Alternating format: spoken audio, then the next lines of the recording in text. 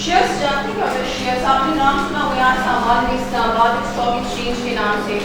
यहाँ पर नहीं ISC tower, Islamabad stock exchange भी है टावर जो है, उसके बाद आपने शेयर्स को सुना होगा जी, शेयर्स एक्सचेंज में ये हो रहा है, एक्सचेंज स्टॉक एक्सचेंज में ये हो रहा है, स्टॉक एक्सचेंज में ये हो गया।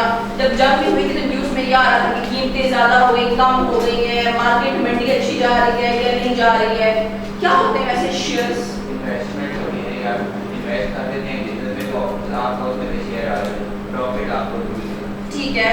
ये एक अमेरिका का दिखा और एक पाकिस्तान जो शार्क टैंक था, मेरी आपने देखा होगा, टाइम पे चला था तो खैर बंद हो गया मेरे ख्याल से। उसमें क्या होता, लोग आते थे वहाँ पर, इन्वेस्टर्स बैठे होते थे वहाँ पर, 3 4 5 6 लोग होते थे इन्वेस्टर्स, यानी जिन्होंने पैसा किसी कंपनी में इन्वेस्ट करना होता था। वहाँ पर हर कंपनी के, हर बिजनेस के लोग आते थे और उनसे डिमांड करते थे कि आप हमारी कंपनी के ऑनर बन जाएं, हम आपको इतना इतना रिटर्न देंगे। आप कभी जाएं कभी आपका हुआ है इसलिए इस्लामाबाद स्टॉक एक्सचेंज में, स्टॉक एक्सचेंज में होते हैं डिफरेंट कंपनीज के शेयर की खरीदो फरोख्त। वहाँ पर डिफरेंट कंपनी के शेयर्स खरीदे भी जाते हैं और बेचे भी जाते हैं। शेयर्स होते क्या हैं? फॉर एग्जांपल एक कंपनी है, कंपनी ए, अगर मैं इस कंपनी की ऑनर बनना चाहती हूँ, ऑनर, तो मैंने इस कंपनी के जाकर क्या खरीदे होंगे? शेयर्स।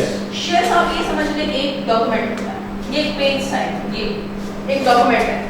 जब आप जाते हैं, आप कंपनी ए के डायरेक्टर को किसी भी को बोले मैंने इस कंपनी का ऑनर बनना है, तो वो बोलेगा सर आप तब इस कंपनी के ऑनर बन सकते हैं जब आप इस कंपनी के शेयर्स को एक्वायर कर लें, इसको आप खरीद लें। फॉर एग्जांपल यहाँ पर एक शेयर कितने का है? 2000 रुपए का। शायद ये कंपनी अच्छी होगी, जो अच्छी कंपनीज होती हैं उनकी शेयर की कीमत भी क्या होती है? ज्यादा होती है। और जो अभी नए स्टार्ट किया होता है कंपनी, जिनकी कंपनी इतनी अच्छी नहीं होती है, वहाँ के लोग शेयर्स लेते भी नहीं है, और जिस चीज की डिमांड कम होती है तो उसकी प्राइस भी कम होगी। जो कि यहाँ पर इसके 2000 रुपए पर शेयर कीमत है, यानी ये कंपनी बहुत अच्छी जा रही है, हर बंदा इस कंपनी के शेयर्स लेने के लिए डिमांड कर रहा है। जब आप इस कंपनी के शेयर्स ले लेंगे तो यानी आप इस कंपनी के क्या बनते हैं? ऑनर्स। और हम ऑनर्स को बोलते हैं यहाँ पर शेयर होल्डर, यानी वो बंदा जिसने इस कंपनी के शेयर्स को क्या किया हुआ है? होल्ड किया हुआ है, अपने पास रखा हुआ है। आपने एक शेयर 2000 का लिया, समझे आपके पास 2 लाख, अगर आपको 2 लाख रुपए इन्वेस्ट करने हैं, ऑब्वियसली बात है, अक्सर लोग नहीं कहते फजूल में पैसे बैंक में पड़े रहे, इससे बेहतर है कि मैं कहीं पर इन्वेस्ट करके रिटर्न कमाऊं। तो अगर 2 लाख रुपए पड़े हुए हैं और एक शेयर आपके पास 2000 का है, तो कितने नंबर ऑफ शेयर आपके पास आ गए? एक शेयर की कीमत 2000 है, 2 लाख आपके पास पड़े हुए हैं, जब कैलकुलेटर में डिवाइड करें ना, आपके पास कितने शेयर आ गए हैं? 2 आपने लाख 200,000 इन्वेस्ट किए और एक शेयर आपको कितने का पड़ा? 2000 का। तो बताएं कितने नंबर ऑफ शेयर्स आ गए आपके पास? 100 शेयर्स। दोबारा बता रही हूँ, 2 लाख आपके पास पैसे पड़े हुए थे टोटल, और आपका एक शेयर कितने का पड़ा आपको? 2000 का। तो ये कितने नंबर ऑफ शेयर्स हो गए हैं? 100। और अगर आप इसे करें 100 शेयर्स into 2000 तो बढ़ गया 2 लाख। अगर कोई आपसे पूछे आपने इस कंपनी के कितने शेयर्स होल्ड किए हैं, तो आप क्या बोलेंगे? 100 शेयर्स आपके पास हैं और उनकी कीमत कितनी है? 2 लाख है। क्या जरूरी है कि सिर्फ अमीर लोग सिर्फ 2 लाख इन्वेस्ट करते हैं? वो तो शायद बिलियन ट्रिलियंस में इन्वेस्ट कर रहे होते हैं, लेकिन वो आप पे डिपेंड करता है कि आप किसी भी कंपनी में कितना पैसा लगाना चाहते हैं। फॉर एग्जांपल इसने लगाया, इस कंपनी के 100 शेयर्स लिए हैं, उसने 1000, उसने 10,000, उसने 8000, तो जिसके पास मेजॉरिटी शेयर्स होंगे उसकी बात मानी जाएगी, क्योंकि वो उस कंपनी, देखिए ऑनर ऑफ सब है, लेकिन उनमें से उस ऑनर की चलेगी, उस शेयर होल्डर की चलेगी जिसके पास इस कंपनी के शेयर्स ज्यादा होंगे। फॉर एग्जांपल अगर मीटिंग होगी, ये 5 बंदे बैठे हुए हैं, ये हर एक अपना अलग अलग ओपिनियन देगा, नहीं ये ऐसे नहीं होना चाहिए, ये ऐसे होना चाहिए, लेकिन जिसके पास 8000 शेयर्स हैं वो जो बोलेगा उसकी बात माननी पड़ेगी, क्योंकि मेजॉरिटी शेयर्स इस कंपनी के उस 8000 वाले शेयर्स वाले बंदे के पास हैं। तो इसलिए जिस बंदे के पास इस कंपनी के जितने नंबर ऑफ शेयर्स ज्यादा होंगे उसकी ज्यादा वहां पर वोटिंग राइट्स काउंट होगी। वोटिंग राइट्स मींस उसके पास हक राइट होगा वोट करने का कि नहीं मैं इस चीज को नहीं था ये चीज ऐसे होनी चाहिए, ऐसा प्रोडक्ट कंपनी में लाओ, ये चीज करो। यानी डिसीजन में सबसे ज्यादा उस शेयर होल्डर की बात मानी जाती है जिसके पास मेजॉरिटी इस कंपनी के शेयर्स होंगे। ऐसा है तो कोशिश आपकी क्या होगी, अगर आपके पास पैसा है कि मैं इस कंपनी का मेजॉरिटी शेयर होल्डर हूँ ताकि मेरी बात यहाँ पर मानी जाए।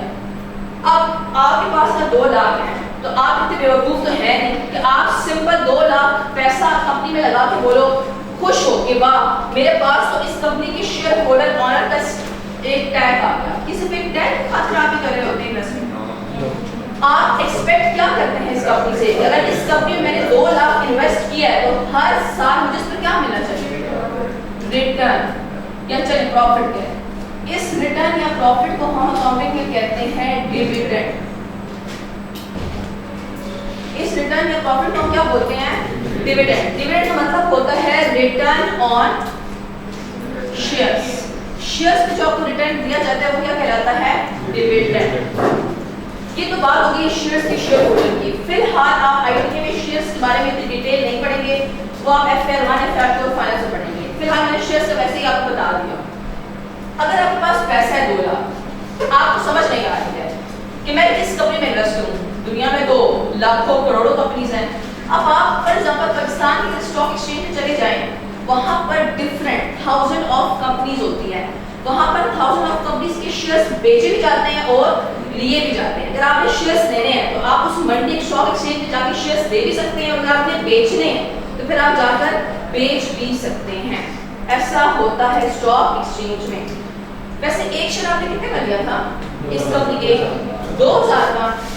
कभी आपने गौर किया हुई मूवीज वगैरह होती हैं अक्सर जो आप देखते हैं, मे भी शायद इस तरह की मूवीज आप देखते हो जिसमें ये सारे बैंक के फ्रॉड्स हो रहे होते हैं, जहाँ पर बैंक की सारी कहानियाँ होती हैं, तो वहाँ पर ये होता है कि लोग कहते हैं यार इसने एक तरह को, यार तो इंडियन में बंदा था, मैं उसका नाम भूल गई, महरा कुछ नाम था उसका, उसने बड़ा इंडिया में एक बड़ा ड्रामा लग जाया था शेयर्स की वजह से। उसने बहुत सारे शेयर्स लिए थे और फिर वहां से उसने फ्रॉड स्टार्ट किया था और अच्छा खासा अमीर बंदा बन गया था और अच्छा खासा इंडिया को नुकसान हुआ था इस चीज से। वो मूवी आपको बताऊंगी, वो जरूर देखिएगा, वो अच्छी मूवी है। आपको ऐसी मूवीज देखनी चाहिए जहां पर ये चीजें हो रही होती हैं। अगर आपने एक शेयर लिया 2000, फॉर एग्जांपल 1 जनवरी 2025 को आपकी कंपनी इतनी अच्छी जा रही है कि इस शेयर की कीमत पहुंच गई है 5000, समझे 30 जून 2025 को।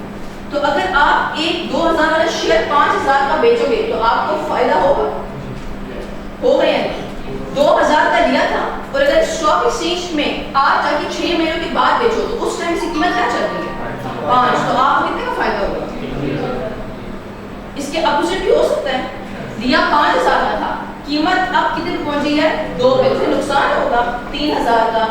शेयर्स की कीमत ज्यादा भी होती है, शेयर्स की कीमत कम भी होती है। ये डिपेंड करता है कंपनी की परफॉर्मेंस पे। अगर कंपनी अच्छा परफॉर्म कर रही है तो शेयर्स की कीमत क्या हो जाएगी, ज्यादा, और अगर शेयर्स वर्स्ट परफॉर्म करे तो फिर कम। इसीलिए कहते हैं शेयर्स में इन्वेस्टमेंट हराम नहीं है, इस्लाम में हर वो चीज हलाल है जिसमें आपको फायदा भी हो और नुकसान भी हो। तो शेयर्स में फायदा भी होता है और नुकसान भी। मुझे याद है जब हम फर्म में होते थे, हमारे टैक्स मैनेजर होता था, वो हर टाइम बैठ के शेयर्स पे डील कर रहा होता था। अपने एक दोस्त को फोन करके शाहजेब फलां कंपनी का शेयर बेच दो, फलां कंपनी के शेयर्स ले लो, वो उससे सारी इंफॉर्मेशन उसका दोस्त दे रहा होता था कि अगर तुमने फलां शेयर 2000 का लिया था इसको बेच दो, आज इसकी कीमत 5000 हो गई है, हो सकता है फ्यूचर में उससे कम हो जाए। अभी तो 3000 मिल जाएंगे, हो सकता है फ्यूचर में ये कंपनी इतनी अच्छा परफॉर्म ना करे और ये शेयर 2000 का भी आपके पास ना बिक सके। तो ये शेयर्स की अच्छी खासी आपको जब नॉलेज होगी तभी आप इन्वेस्टमेंट कर सकते हैं। अक्सर लोग नहीं कहते कि जो बिटकॉइंस वगैरह है ये भी तो इसी तरह की इन्वेस्टमेंट ही होती है, इसमें लॉस भी होता है और प्रॉफिट वगैरह भी होता है। ऐसा ही है, एक आपके पास होते हैं बॉन्ड्स, प्राइस बॉन्ड्स होते हैं, मे आपने देखा हो जो पेज डॉक्यूमेंट होता है छोटा सा, देखा है वैसे कभी 750 का भी होता है, 1000 का भी, 5000 का भी, 7000 का भी एक बॉन्ड। क्या होता है बॉन्ड, प्राइस बॉन्ड अक्सर अखबार में बेच रहे थे बच्चे के जी इतना इतने का बॉन्ड इस महीने है, 750 का, 1000 का, 1200 का, 1500 का। बॉन्ड का मतलब है आप बैंक के पास जा करके उसे 1000 रुपए दो तो वो आपको बॉन्ड देता है। वो कहता है इसमें लकी ड्रॉ करा होगा, अगर हो सकता है उसमें आपके करोड़ रुपए उस इनाम में निकल आए, लेकिन हो सकता है कि इनाम में आपका नाम आए, लेकिन वो हराम है। वजह क्योंकि अगर आपका नाम ना निकला तो आप वही प्राइस बॉन्ड जाके दोबारा बैंक को दे दो तो बैंक आपको उसके बदले 1000 रुपए वापस दे देगा, यानी वो पे जाया नहीं होगा। फॉर एग्जांपल 2 लाख के आपने प्राइस बॉन्ड ले लिए, अगर आपको पैसों की जरूरत है बैंक के पास जाओ, वो प्राइस बॉन्ड वो बेच दो और अपने पैसे वापस वसूल कर लो। इसीलिए इसमें नुकसान नहीं होता, फायदा है। अगर निकल आया तो फायदा ही फायदा, ना प्राइस बॉन्ड अगर ना निकला आपका लकी ड्रॉ में नाम तो कोई बात नहीं, जितना पैसा लगाया वो वापस आपको मिल जाएगा। यानी प्राइस बॉन्ड इसलिए कहते हैं हराम है क्योंकि उसमें फायदा होता है, नुकसान नहीं होता। वैसे आपको प्राइस बॉन्ड तक नहीं देखा, आप लोगों ने हैरत की बात दो ने देखा है।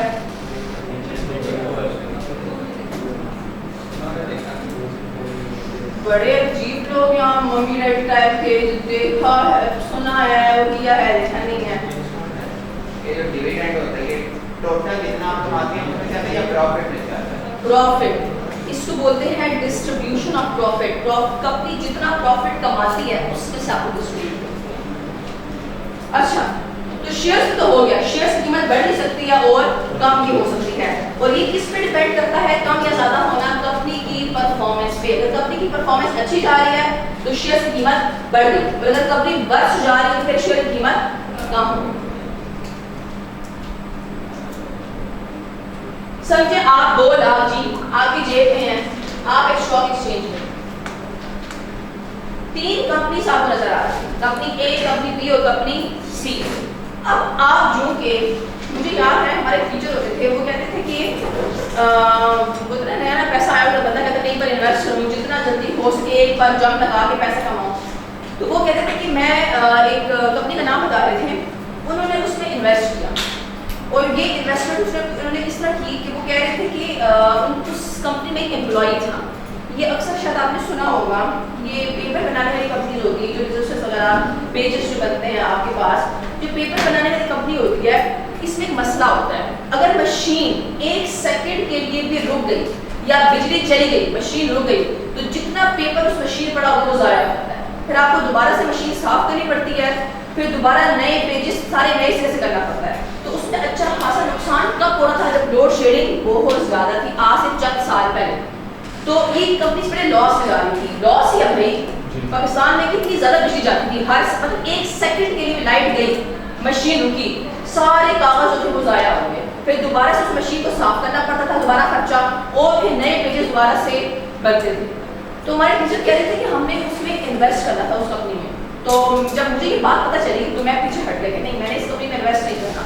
लेकिन वहाँ का इंटरनल एम्प्लॉई था, क्योंकि एम्प्लॉई तो अंदर के बंदे होते हैं, उन्हें हर इन्फॉर्मेशन होती है क्या कंपनी में चल रहा है, क्या होने वाला है, क्या कंपनी कर चुकी है। तो वहाँ के एम्प्लॉई उनके टीओ थे, फ्रेंड थे, उन्होंने बताया कि यार इस कंपनी में इन्वेस्ट कर दो, आज ये बेशक लोड शेडिंग का नुकसान उठा रही है, लेकिन ये अपने खुद बिजली बनाएगी 1-2 सालों के अंदर, इसका प्लान है। जब ये खुद बिजली बनाएगी तो फिर क्या होगा? लोड शेडिंग का मसला नहीं होगा, ना मशीन रुकेगी, यानी अच्छा खासा इसमें फिर आपको प्रॉफिट होगा। उन्होंने उसकी बात मान ली कि वो इंटरनल बंदा था, उसने इन्फॉर्मेशन दी थी, अच्छा खासा उसको शेयर में प्रॉफिट हुआ। हालांकि उस कंपनी की शेयर्स उस टाइम कोई नहीं ले रहा था, क्यों? क्योंकि वो कंपनी नुकसान में जा रही थी। सब कह रहे थे पागल है, हम इस कंपनी के शेयर्स लें, इनको तो खुद लाले पड़े हुए हैं कि हमें क्या डिविडेंड या रिटर्न देंगे। डिविडेंड तब दिया जाता है जब कंपनी क्या कमाती है? प्रॉफिट। जब कंपनी प्रॉफिट नहीं कमाएगी, लॉस में जाएगी, वो क्या आपको डिविडेंड देगी? तो उसके कुछ सालों के बाद जब उन्होंने खुद अपनी बिजली बनाई, वो जब खुद स्टार्ट हुई वो सारी चीज़ें मशीनरी वगैरह, तो 1 सेकंड के लिए फिर लाइट नहीं जाती थी। तो यानी अच्छा खासा फिर उस कीमत, उसकी कंपनी की शेयर्स क्या हुए? कीमत बढ़ गई। जब कीमत बढ़ी तो फिर ऑब्वियस सी बात, अगर आपने 100 का लिया और 1000 की कीमत पहुंच गई तो अच्छा खासा आपको 900 का फायदा हुआ। लेकिन जब आप किसी कंपनी में इन्वेस्ट करते हो तो हर कंपनी के आपको 700-800 पेजेस, हो सकता है 400-500 पेजेस तो पढ़ने होते हैं, तब जाके आपको आइडिया होता है। ये अक्सर होते हैं फाइनेंशियल एडवाइजर्स होते हैं, मे बी आपने नाम सुना हो फाइनेंशियल एडवाइजर्स, अक्सर ये मूवीज में होता है जी, बंदा फाइनेंशियल एडवाइजर्स है, बच्चा खासा कमा रहा है। क्या होते हैं फाइनेंशियल एडवाइजर्स? वो आपको एडवाइस करते हैं, वो आपको मशवरे देते हैं कि सर इस कंपनी में इन्वेस्ट करें, फिनांस का इन्वेस्ट करें, इस कंपनी में इतना इन्वेस्ट करें, इस कंपनी के इतने शेयर्स लें, और उसके बदले आप उसको अच्छी खासी फी पे करते हो। और आजकल बड़ा ट्रेंडिंग में है। अब आप जैसे बंदे हो जिन्हें कोई नॉलेज नहीं है, कोई चीज़ आती नहीं है, तो आप क्या पता किस कंपनी में इन्वेस्ट करना है। आप तो ऑब्वियस बात ये नहीं है कि ऊपर पर्चियाँ डाल के बोलोगे जी कंपनी ए में इन्वेस्ट, कंपनी बी में इन्वेस्ट करना है, और आपको अच्छे खासे पेजेस पढ़कर, पेजेस मतलब उस कंपनी की हर डिटेल इंफॉर्मेशन लेनी होगी, तभी जाकर आप उस कंपनी में इन्वेस्ट करने के काबिल हो सकते हो। अगर आप वो जो नहीं होता, वो जो अक्सर बच्चे हम करते थे, वो चिट्ठियाँ बनाकर फिर उसे एक पिक करना, चलो इस कंपनी में इन्वेस्ट करो, ये तो नुकसान है आपको। तो इसीलिए आपको अगर 10 कंपनीज हैं तो 10 कंपनीज के हर एक कंपनी के आपको 300-400 पेजेस पढ़ने होंगे, उस कंपनी की डिटेल पढ़नी होगी। उस डिटेल को पढ़ने से क्या मकसद होता है? उसके उसकी हर चीज के बारे में आपको इंफॉर्मेशन होती है, ये कंपनी अच्छी जा रही है या बुरी, क्या ये फ्यूचर में अच्छी जाएगी या बुरी। तो इस चीज को माइंड में रख कर जब आप पढ़ते हैं फिर आपको आइडिया होता है कि मैं किस कंपनी में इन्वेस्ट करूं। तो अगर आप फॉर एग्जांपल 2 लाख आपके